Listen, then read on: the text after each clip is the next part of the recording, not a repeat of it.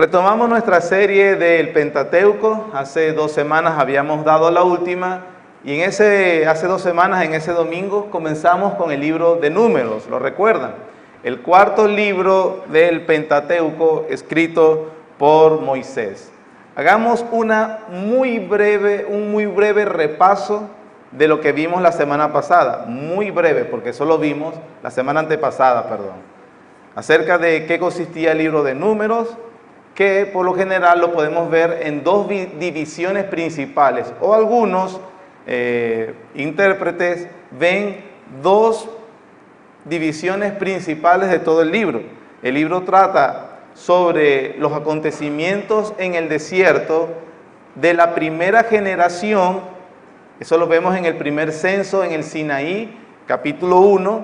Esta generación fue la que salió de Egipto, estuvo en el Sinaí durante 2 años aproximadamente, mientras el Señor les daba las leyes. Todo el libro de Levítico fue dado allí en ese momento, mientras le dio la organización para alistarse para ir rumbo a Canaán.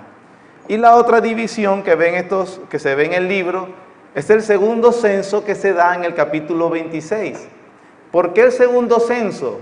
Porque sabemos que la primera generación toda muere durante los 40 años en el desierto, y solamente los hijos de esta primera generación, que en aquel momento eran pequeños y ya para después de 40 años obviamente ya son adultos, son los que Dios introduce en la tierra de Canaán. De hecho, ni siquiera Moisés ni Aarón entran a la tierra de Canaán, los introduce Josué, el sucesor de Moisés. Esa es la división más general que se puede ver en el libro de Números. Pero también nosotros dijimos que hay otra opción, otra segunda manera de ver el libro, acerca de 3 acontecimientos que también el libro mismo marca, que son, en primer lugar, un esquema general. Del capítulo 1 al 10 se nos narra todos los preparativos para precisamente arrancar desde el Sinaí hacia Canaán. Se dice cómo va a ser el orden de las tribus, su posición. El tabernáculo debía ir en medio, qué tribu iba al norte, al sur, al este, al oeste. Se le da unas instrucciones a los levitas y otra serie de instrucciones más. Eso abarca los primeros 10 capítulos. A partir del capítulo 10, versículo 11, se nos narra la salida del Sinaí y el ingreso a ese desierto de Cades Barnea. Llegan hasta Cades Barnea, que prácticamente tienen la tierra de Canaán bien cerca. El pueblo de Israel debía en ese momento ingresar, o era el plan. Lamentablemente el pueblo peca, de varias veces que murmura contra Dios. Dios los castiga, devolviéndolos por todo el desierto, y allí entonces, hasta aquí han pasado 2 años, entonces en esta travesía pasan 38 años más, hasta que la segunda generación es la que ingresa, que se nos narra en el capítulo 26, el censo. Sin embargo, en estos capítulos, entre el 14 y el 25, hay algunos episodios que Moisés coloca para enseñar primeramente al pueblo de Israel y que nosotros hemos estado destacando. También hay un castigo por la rebelión y persistencia en el pecado, que es lo que acabo de decir. Los capítulos 22 al 25 se nos narra otro episodio interesante, que es cuando Balaam, aquel agorero que el rey de Moab contrata para que precisamente maldiga a Israel, ya que Moab estaba temeroso por lo que había escuchado acerca de Israel. Este episodio de Balac con Balaam es justo los 40 años se han cumplido, es decir, la segunda generación es la que tiene este episodio con Balaam. ¿Estamos claros hasta aquí, hermanos? Esto es importante. Y obviamente se termina después de ese episodio de Balac y Balaam, hace el censo, pero ya estamos hablando de que es la segunda generación. Vamos a destacar el día de hoy un episodio importante en la segunda parte, es decir, en ese desierto, lo que sucedió en el desierto que Moisés registra. Y si el Señor lo permite, en una próxima clase hablaremos y destacaremos algunos detalles de Balac y Balaam. Pero en este caso vamos a hablar acerca de ese episodio cuando Dios provee agua en el desierto. Números capítulo 20 se nos narra que Dios hace surgir agua de la roca.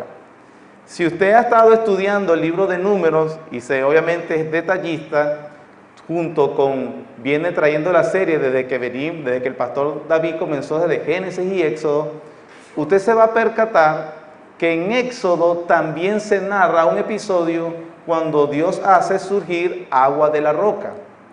Por lo general, el lector tiende a confundirse creyendo que es el mismo episodio, pero no lo es. El narrado por Moisés en Éxodo capítulo 17 es un episodio de la primera generación. Y el narrado luego por Moisés en Números capítulo 20 es la misma prueba, pero en este caso con la segunda generación. Ahora, para nosotros poder entender o sacar la riqueza de la enseñanza de Números capítulo 20, tenemos que ir entonces primeramente a entender lo que se nos narra en el capítulo 17 de Éxodo. Los dos episodios están íntimamente relacionados, para poder comprender o extraer los tesoros que precisamente el Señor pone en las Escrituras. Es por eso, hermanos, que les voy a pedir que vayamos a Éxodo 17. Vamos a ver la primera prueba que tuvo la primera generación cuando deseó tener agua en el desierto. Éxodo 17, versículos 1 al 7, dice la palabra del Señor. Toda la congregación de los hijos de Israel partió del desierto de Sin por sus jornadas, conforme al mandamiento de Jehová, y acamparon en Refidín, y no había agua para que el pueblo bebiese. Y altercó el pueblo con Moisés, y dijeron: danos agua para que bebamos. Y Moisés les dijo: ¿por qué altercáis conmigo? ¿Por qué tentáis a Jehová? Así que el pueblo tuvo allí sed y murmuró contra Moisés. Y dijo: ¿por qué nos hiciste subir de Egipto para matarnos de sed a nosotros, a nuestros hijos y a nuestros ganados? Entonces clamó a Moisés a Jehová y diciendo: ¿qué haré con este pueblo? De aquí a un poco me apedrearán. Y Jehová dijo a Moisés: pasa delante del pueblo y toma contigo a los ancianos de Israel. Y toma también en tu mano tu vara con que golpeaste el río y ve. He aquí que yo estaré delante de ti allí sobre la peña en Horeb, y golpearás la peña y saldrán de ellas aguas, y beberá el pueblo. Y Moisés lo hizo así en presencia de los ancianos de Israel. Y llamó el nombre de aquel lugar Masa y Meriba, por la rencilla de los hijos de Israel, y porque tentaron a Jehová diciendo: ¿está pues Jehová entre nosotros o no? Así que, hermano, aquí vemos este episodio que nos narra Moisés precisamente con la primera generación. De este episodio que acabamos de leer, vamos a ver tres cosas. La primera, nos va a narrar, o Moisés nos muestra, el pecado que comete el pueblo contra Dios. La segunda va a ser el juicio de Dios precisamente por ese pecado que comete el pueblo. Y en tercer lugar, Moisés nos pone la provisión de Dios precisamente al ejecutar el juicio de Dios. Es interesante que los hijos de Israel que acaban de salir de Egipto habían experimentado precisamente desde esa emancipación, desde la salida de Egipto, experimentaron la bondad, el amor, la misericordia de Dios al sacarlos de la esclavitud. Sin embargo, a pesar de que Dios se había mostrado generoso y misericordioso con este pueblo esclavo que no lo conocía, la mayoría de esta gente que salió con Moisés era gente mala y era gente inconversa. Eso es muy importante que lo tengamos en cuenta. A pesar de que Dios se había mostrado bondadoso y misericordioso al sacar a este pueblo de la esclavitud, la gran mayoría de estas personas eran gente mala y era gente, hermanos, inconversa.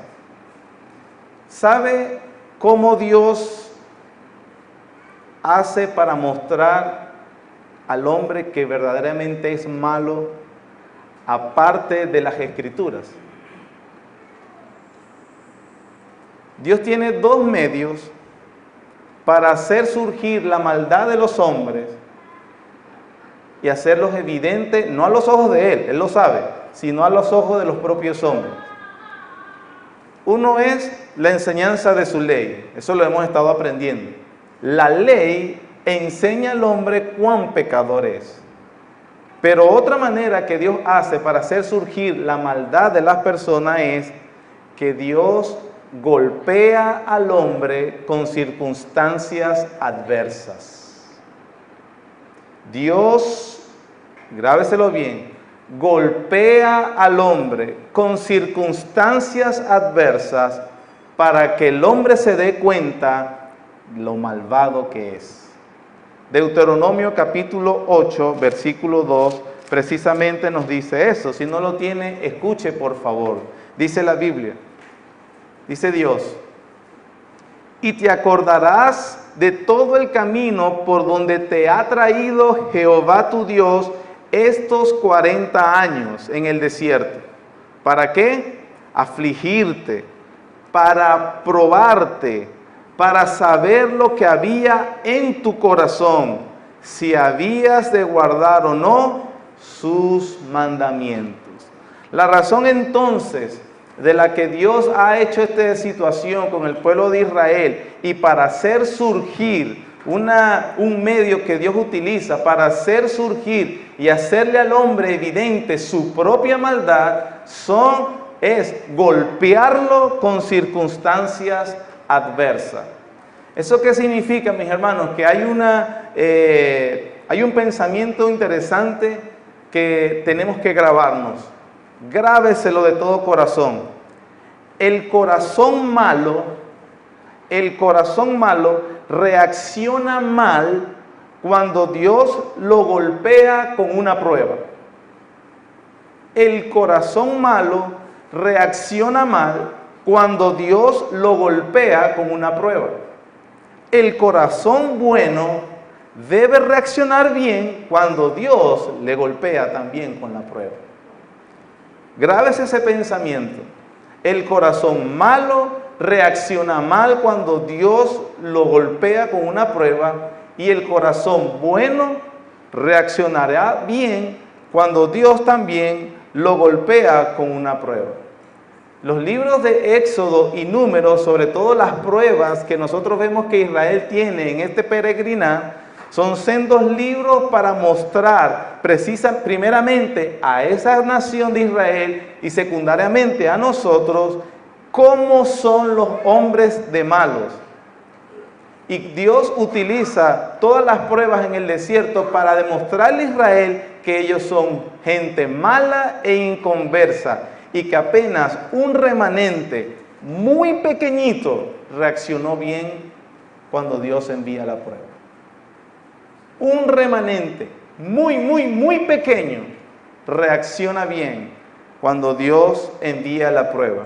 Podría decirse que el tema de esta porción de Éxodo 17, 1 al 7, es el grave pecado de un pueblo malo que juzga y murmura contra Dios cuando este pueblo es probado, y la forma como Dios maneja el pecado del pueblo.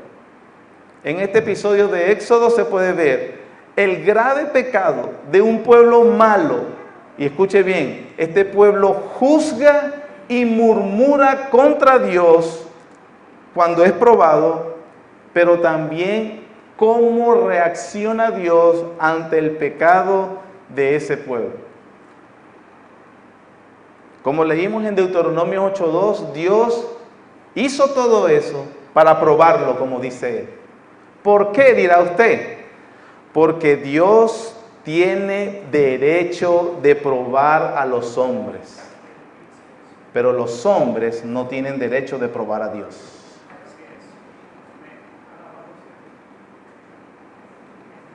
La hornaza prueba el oro, al corazón del hombre lo prueba Jehová. Dios tiene todo derecho de probar a los hombres, pero los hombres no tienen derecho de probar a Dios.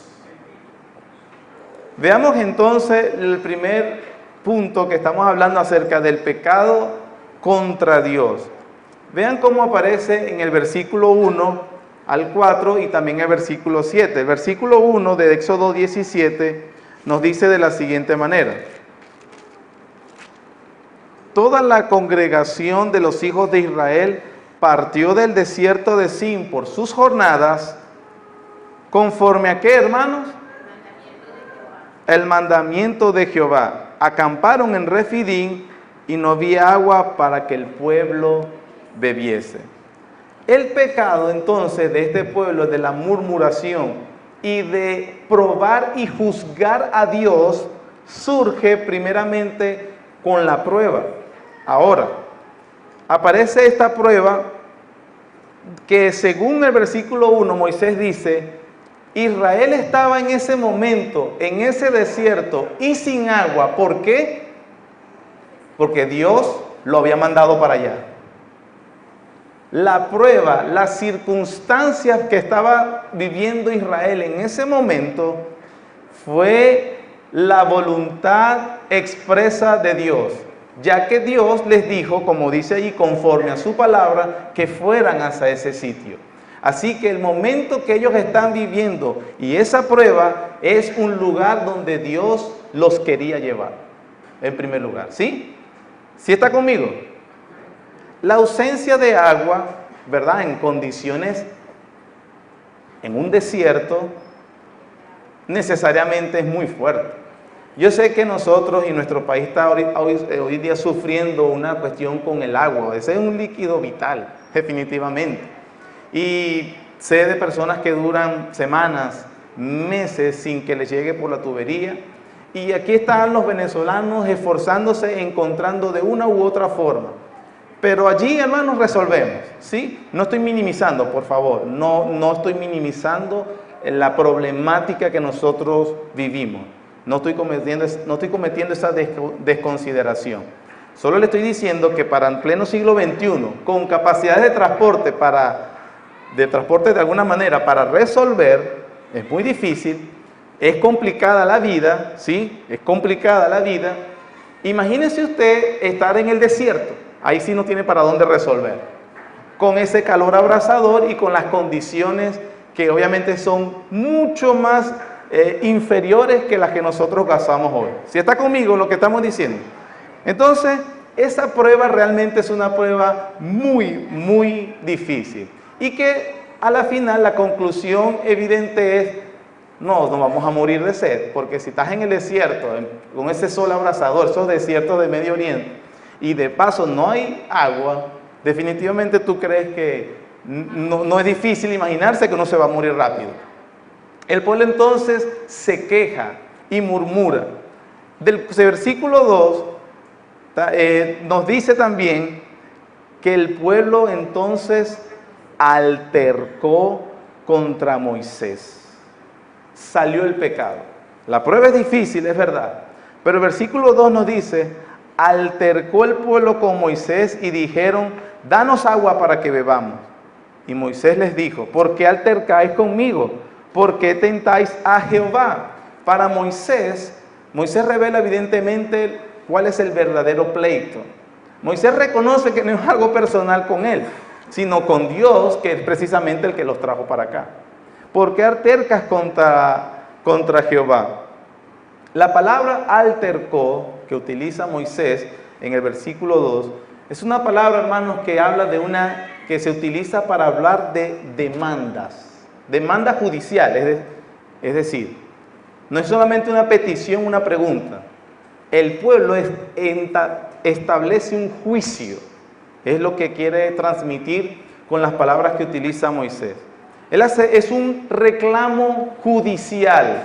El altercar es que prácticamente convocan a un tribunal y entonces allí altercan judicialmente contra Moisés, pero en verdad es contra Dios.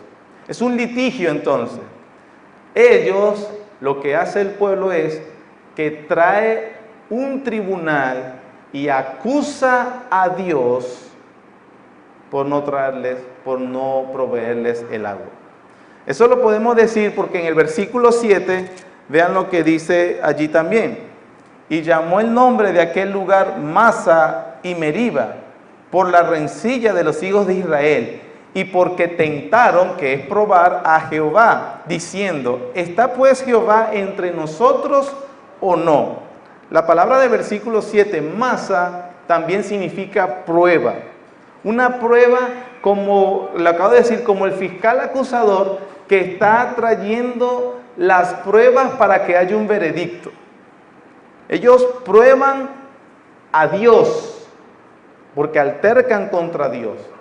La palabra Meriba también se utiliza para hablar de litigios en tribunales. Y también nos los dice la pregunta que hace en el versículo 7. Ellos están hablando de manera irónica y molesta. ¿Está Dios con nosotros o no está? ¿Cómo es la cosa, chicos? ¿Cómo es posible que estamos aquí en el desierto? ¿Para qué nos trajo para acá? Están molestos y están acumulando pruebas en un tribunal donde precisamente quieren juzgar a Dios. La pregunta irónica es ya un insulto al nombre de Dios. Usted puede leer antes de Éxodo 17 y se narra, bueno, empezando por todas las señales que Dios hizo para sacarlos de Egipto. O sea, ya era evidente que Dios estaba con ellos. Ellos también, hermanos, veían la nube que se posaba en el día y la columna de fuego en las noches, que le demostraba Dios estaba con ellos. El capítulo 16, anterior a este, les narra que Dios les dio maná. Comían comida que ellos, de manera sobrenatural. O sea, todas esas evidencias daban obviamente y confirmaban que Dios sí estaba con ellos. Que Dios les había mostrado su acompañamiento, su protección y su amor.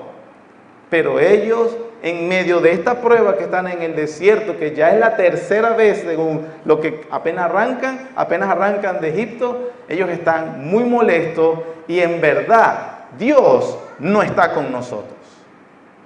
Es lo que están diciendo. El Salmo 95, de hecho, dice que ellos endurecieron su corazón contra Dios con dudas.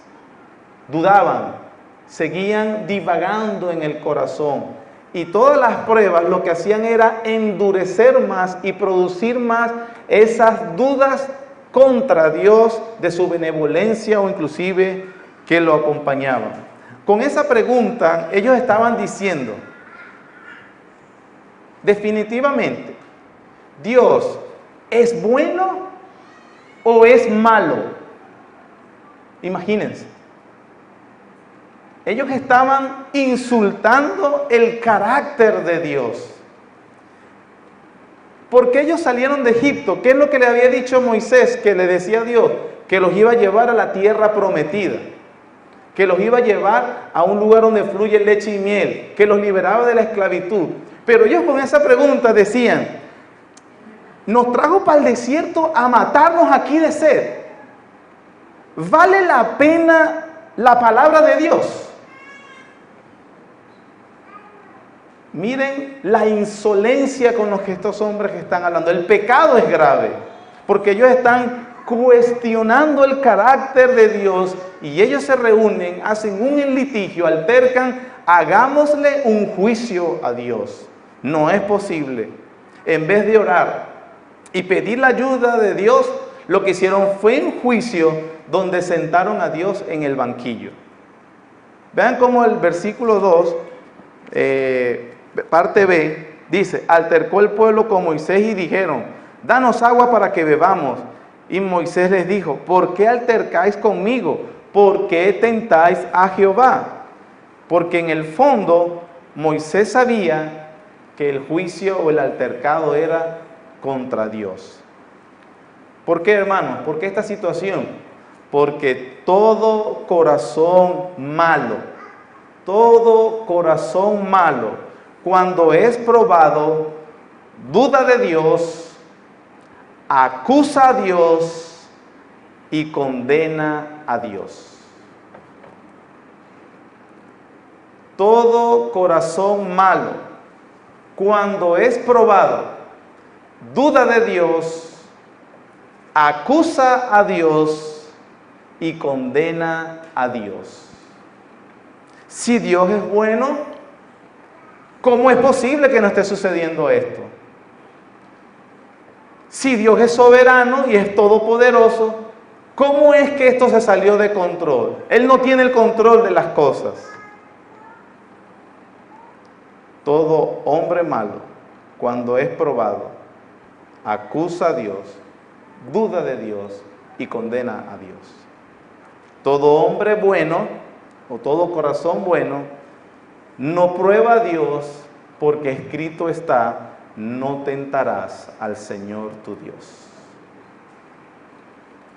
Versículo 3, la acusación. Así que el pueblo tuvo allí sed y murmuró contra Moisés y dijo: ¿por qué nos hiciste subir de Egipto para matarnos de sed a nosotros, a nuestros hijos y a nuestros ganados? Como el pueblo está evidenciando, y como no puede hablar directamente con Dios, habla con el representante de Dios en la tierra, que en este caso es Moisés, lo acusan y le dicen su planteamiento. Mira, escúchanos. Dios nos trajo aquí para matarnos. Dios debe ser un Dios muy malo. Estaban acusando, dice, nos trajo aquí para matarnos a nosotros, a nuestros hijos, a nuestros ganados. O sea, Dios es un genocida inmisericordia. Dios no tiene palabra.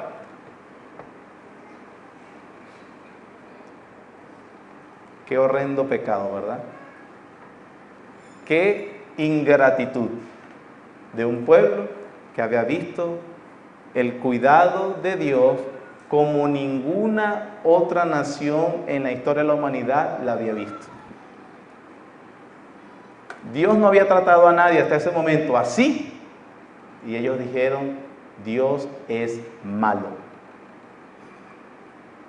El veredicto lo vemos en el versículo 4. Entonces clamó Moisés a Jehová y diciendo: ¿qué haré con este pueblo? De aquí a un poco, ¿qué, hermanos? Me apedrearán. Dios es culpable y Dios debe morir. Pero como obviamente no pueden matar a Dios, quieren matar a su representante. Apedrear, la sentencia es lapidación. Ellos habían aprendido en la ley de Moisés que esa era la sentencia para el pecado más grave en un juicio. Vamos a lapidarlo. Por los hombres malos, cuando es probado, duda de Dios, acusa a Dios y condena a Dios. Y si le es posible, mata a Dios. Ese es el primer punto. El segundo punto, hermano, el juicio de Dios. Hemos visto el pecado grave. ¿Qué se merece esta gente, mis hermanos? Qué ingratitud, qué insolencia para expresarse así de Dios. Pero aquí vemos entonces, el segundo punto es el juicio de Dios, la reacción de Dios. ¿Y cómo reacciona Dios? Dios reacciona con su justicia sustitutiva y no con su justicia retributiva. Dios reacciona con su justicia sustitutiva y no con su justicia retributiva. Esta gente ha cometido una insolencia gravísima. Hicieron un tribunal y sentaron a Dios en el banquillo. ¡Qué insolencia! ¿Qué se merecen? Que el juez de toda la tierra los extermine en solo un pensamiento. Pero ¿sabe cómo reacciona Dios? Dios acepta el juicio, hermano. Dios acepta el juicio en el que Israel lo quiere meter. Dios acepta el juicio que es contra Él mismo, a pesar de que son ellos los que cometieron la gran maldad. Versículo 5. En versículo 5, Jehová dijo a Moisés: pasa delante del pueblo. Es decir, Dios coloca a Moisés en el tribunal como el juez. Tú vas a ser el juez, Moisés. Versículo 5, Jehová dijo a Moisés: pasa delante del pueblo, toma contigo de los ancianos de Israel, es decir, establece el jurado. Está bien, Moisés, tú vas a ser el juez y trae a los 70 ancianos de Israel, es decir, el Sanedrín. Colócalos allí, ellos serán el jurado. Pasa delante del pueblo y toma contigo de los ancianos de Israel y toma también en tu mano tu vara. ¿Con qué?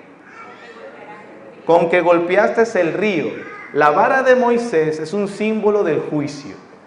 Recuérdense que es el juicio de Dios contra Egipto, que Él golpeó las aguas, se abrieron para que el pueblo de Israel pasara, y luego Moisés golpeó las aguas y las aguas cayeron sobre Egipto, sobre todo el ejército egipcio, y Dios dijo que Él estaba juzgando a los egipcios.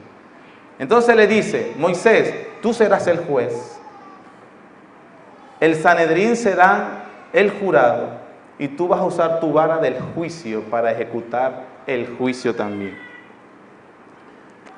Versículo 6. He aquí que dice: yo estaré delante de ti. Hermanos, Dios dice: yo estaré delante de ti. Delante de ti, de Moisés. En toda la Biblia, todos los hombres están delante de Dios, porque Él es el juez del universo. Y por eso le estoy diciendo que Dios acepta el juicio. Y Dios le dice a Moisés: yo voy a estar delante de ti, Moisés. Tú serás el juez. Versículo 6. He aquí yo estaré delante de ti, allí sobre la peña de Horeb. ¿Y qué, hermanos? Golpearás la peña, y saldrán de ellas aguas, y beberá el pueblo. Y Moisés lo hizo así en presencia de los ancianos de Israel. Dios entonces permite que Moisés sea el juez.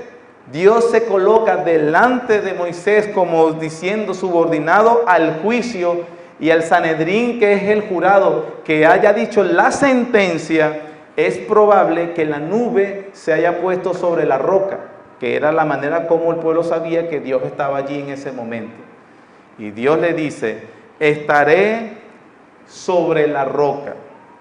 También en el resto de las escrituras, lo vemos en los Salmos, son los hombres los que se ponen sobre la roca para ser protegidos o para ser juzgados. En esta ocasión es Dios el que se pone sobre la roca, y Dios le dice a Moisés: ejecuta el juicio. Y Moisés, con la vara del juicio, ¿qué hace, hermanos? Golpean la roca. Porque Si bien hemos visto la insolencia gravísima que ha estado cometiendo este pueblo, Dios ha decidido perdonar ese pecado, pero ese pecado no puede quedar impune. El juicio de Dios demanda que haya castigo, y Dios se pone sobre la peña y le dice a Moisés: ejecuta el juicio. Dios recibe su propio juicio, hermano. Golpea la peña con la vara. Dios se pone en el juicio, lleva el juicio del juez. ¿Y qué sale de la peña? El agua, ¿para qué? Para que ellos tengan vida. La sentencia del juez, que la lleva Dios mismo. Dios llevando un juicio, un castigo que Él no merece, para que el pueblo que sí merece el juicio reciba el vital líquido y así sostenga la vida. El Evangelio, hermano. El Evangelio completamente. Dios recibe el juicio, Moisés lo ejecuta sobre él, y debido a que se ejecuta el juicio y el castigo vindica la justicia de Dios, hubo propiciación por los pecados cometidos. Los verdaderos culpables no morirán, los verdaderos culpables no van a ser castigados, porque Dios lo llevó. Ellos recibieron más bien que el agua. Ellos recibieron el agua que les daba la vida que no se merecían. Dice Moisés en Éxodo 17, Salmo 78, 20 también dice que salieron torrentes de aguas. El agua corrió abundantemente para saciar la sed de aproximadamente 2 millones de personas, con todos los animales que cargaban también. Y así este pueblo entonces no recibió lo que merecía. ¿Qué hemos visto, hermano, hasta este momento? Vimos el pecado grave contra Dios, vimos el juicio de Dios contra Dios mismo, y vimos la provisión que surgió por Dios ejecutar su juicio. Como obviamente le acabo de decir, es una imagen extraordinaria del Evangelio. El pueblo malo de Israel es una muestra, mis queridos hermanos, de la humanidad caída, de toda la humanidad caída, que muestra su pecado malvado cada vez que es golpeado por la prueba de Dios. En la humanidad caída y el corazón malo evidencia su odio a Dios, que si pudieran matarlo, lo harían.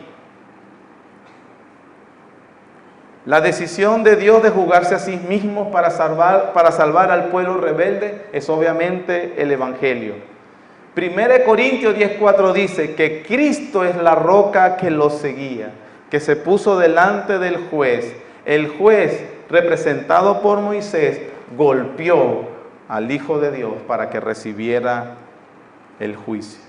La roca que vimos en Éxodo 17 es juzgada siendo inocente, así como el Señor Jesucristo delante de sus verdugos romanos, Caifás y Anás, quienes los golpearon, llevaron el golpe de Dios, pero dice la Biblia, solo una vez y para siempre. Es interesante, mis hermanos, que cuando Moisés golpea la peña, surge el agua para que les dé vida a las personas.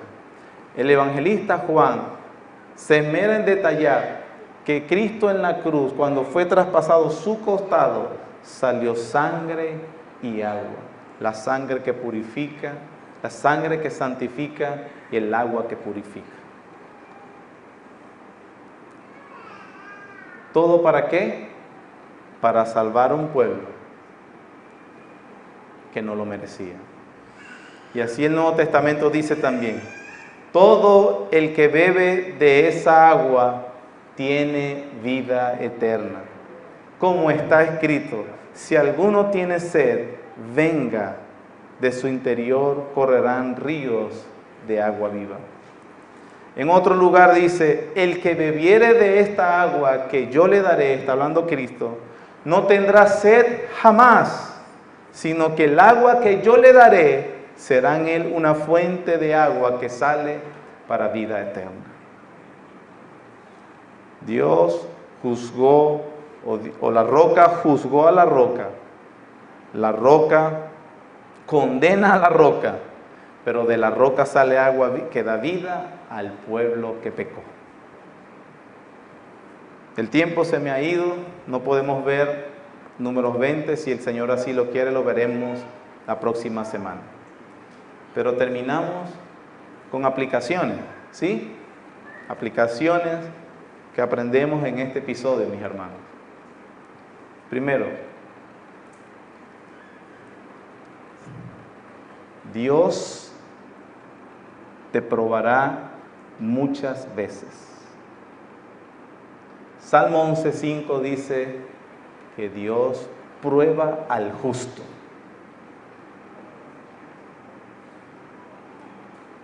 Y eso Dios te probará muchas veces porque Dios tiene derecho de probar a los hombres, pero los hombres no tienen derecho de probar a Dios.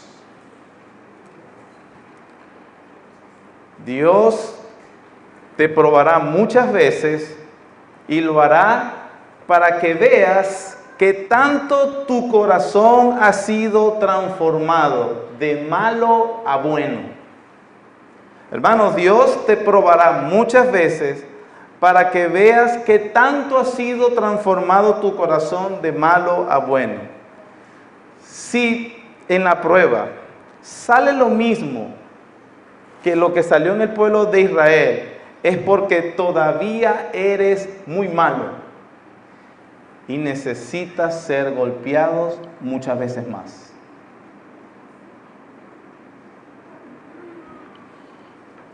Diga aleluya.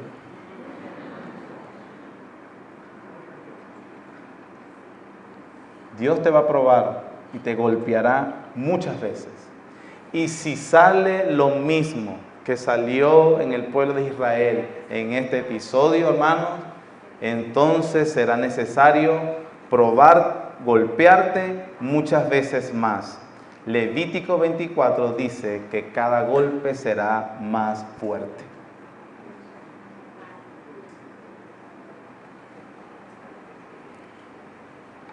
Segunda aplicación. Cuando seas probado, no endurezcas tu corazón, como dice el Salmo 95.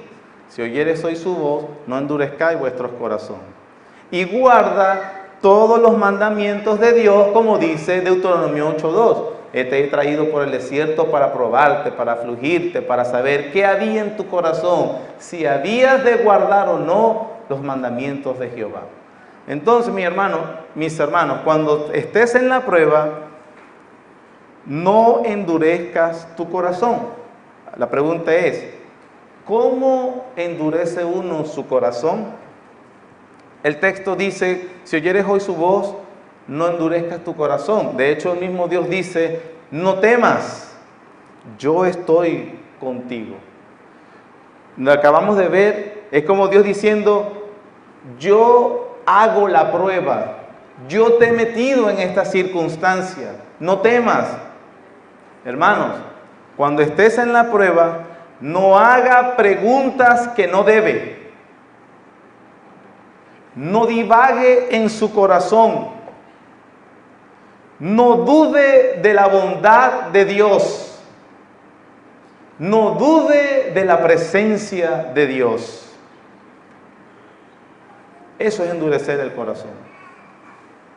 Está prohibido para el cristiano preguntarse. Está prohibido para el cristiano preguntarse, ¿Dios es bueno o es malo? No permita esas preguntas en su corazón. Está prohibido el cristiano preguntarse, ¿Dios está con nosotros o no está con nosotros. No endurezca su corazón. Endurecer el corazón es aceptar esas preguntas prohibidas y divagar en medio de su mente. No las permita. No deje que eso suceda. En vez de endurecer el corazón, hermanos, ablanda el corazón. También le voy a decir cómo ablando el corazón. ¿Y sabe qué, hermano? ¿Sabe cómo se ablanda el corazón? Con la autopredicación. La autopredicación que el pueblo de Israel no se quiso hacer. Ellos tenían la nube, pero no la quisieron recordar. Ellos comieron del maná, no lo quisieron recordar. Ellos vieron a Dios haciendo todas las cosas, sacándolos de Egipto, pero ellos no lo quisieron recordar. Ellos divagaron y endurecieron su corazón. ¿Qué tenemos nosotros? Tenemos la cruz de Cristo, lo cual no nos permite dudar del amor de Dios. Nada nos podrá separar del amor de Dios que es en Cristo Jesús. Por lo tanto, no podemos permitirnos divagar, hermano. Tenemos también las promesas de Dios que dice: muchas son las aflicciones del justo, pero de todas ellas lo librará Jehová.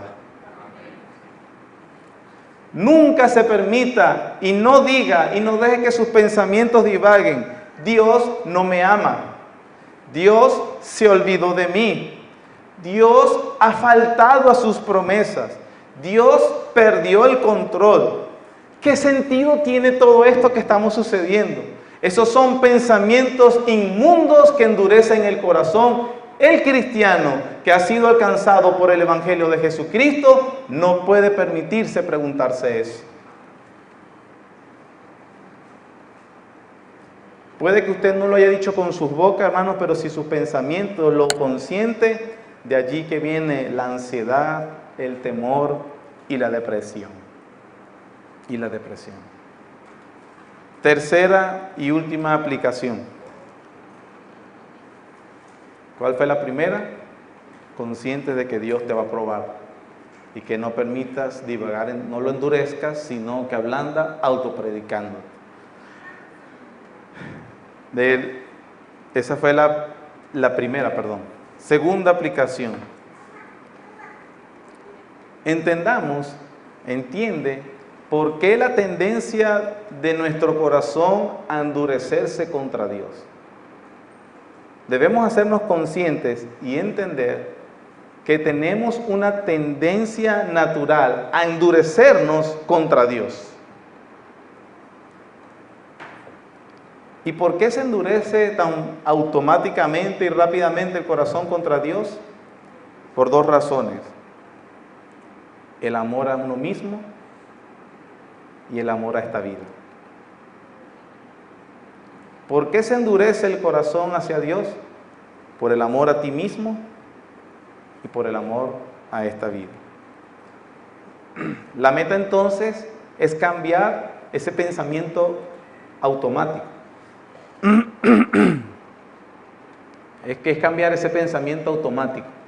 ¿Cómo hacemos para, ya que soy consciente que tengo una naturalidad a endurecerme inmediatamente mi corazón contra Dios, cómo lo evito?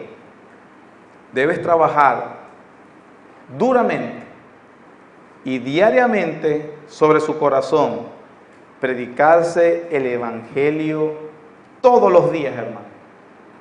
Todos los días, de tal manera que penetre tan profundo en su corazón como está el amor a sí mismo y el amor a esta vida, tan enraigados en su corazón, hasta que el Evangelio realmente lo desplace y lo aparte de ese amor propio y lo aparte del amor a esta vida, y acabe entonces con esa tendencia natural que tenemos.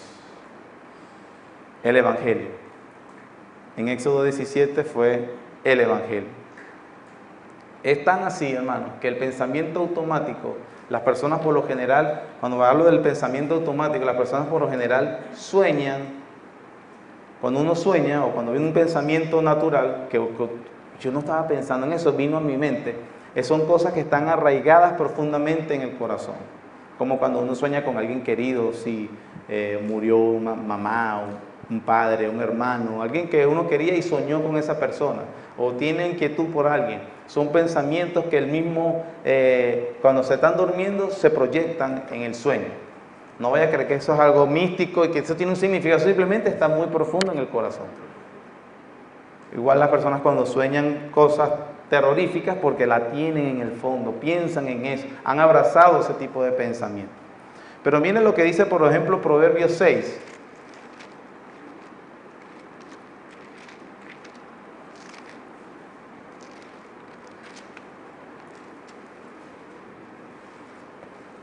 Proverbios 6, 20, versículo 20 al 22.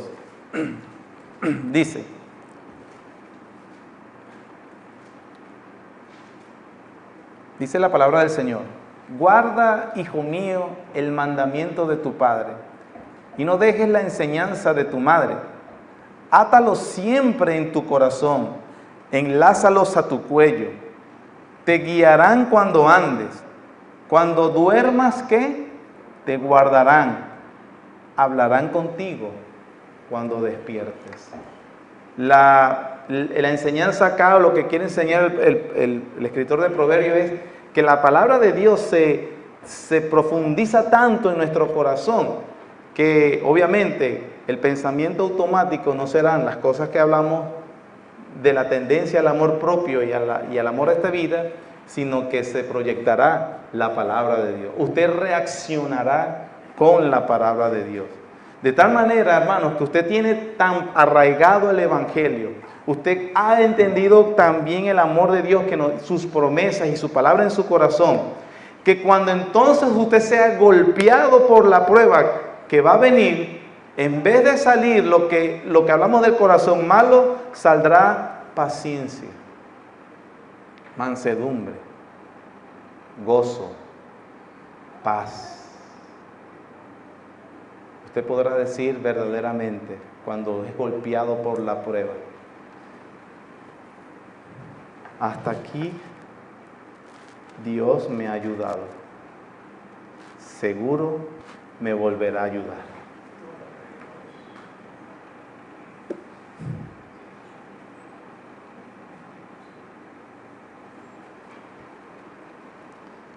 Termino. He hablado para aquellos que conocen el Evangelio. Si usted está por primera vez aquí o usted no es cristiano, no es cierto todo lo que hemos dicho acerca de lo que surge en su corazón cuando Dios lo golpea con una prueba. Si usted me dice no, eso no es así, espere que Dios apriete un poquito más la situación y le va a surgir lo mismo que le salió al pueblo de Israel. Lo que le quiero decir es que no tiene por qué esperar a ese momento. Reconozca hoy su maldad, reconozca hoy su pecado, reconozca que su corazón está lleno de maldad y de insolencia contra Dios, y venga y beba del agua que sale de la roca, que es Cristo. Esa agua es el perdón de todos sus pecados. Es el agua que le dará la frescura que su alma necesita. Es el agua necesaria para refrescar en este desierto donde seguro será golpeado. Venga Cristo y Él le va a dar el agua de vida eterna. Para todos. Si no bebe de la roca, en este momento, como dice Pablo, como un heraldo de Dios, lo invito: beba del agua de la roca. Si se rehúsa a beber del agua de vida que le ofrece la roca, entonces la roca caerá sobre usted y lo aplastará. Eso es lo que dice la Biblia. Gracias, Señor, por tu palabra, Padre. Oh Dios, tú has visto nuestro corazón divagar en medio de la prueba. Perdónanos, límpianos, danos del agua que brota de la roca, Señor. ¿A quién iremos? Tú tienes palabras de vida. Bendito sea tu nombre, Señor. Perdona nuestra queja, nuestra murmuración y el pecado, Señor. Transforma nuestro corazón. Ayúdanos a experimentar la satisfacción que tiene el alma, que es refrescada con el agua que da Jesucristo, nuestro Señor. En el nombre de Cristo Jesús. Amén.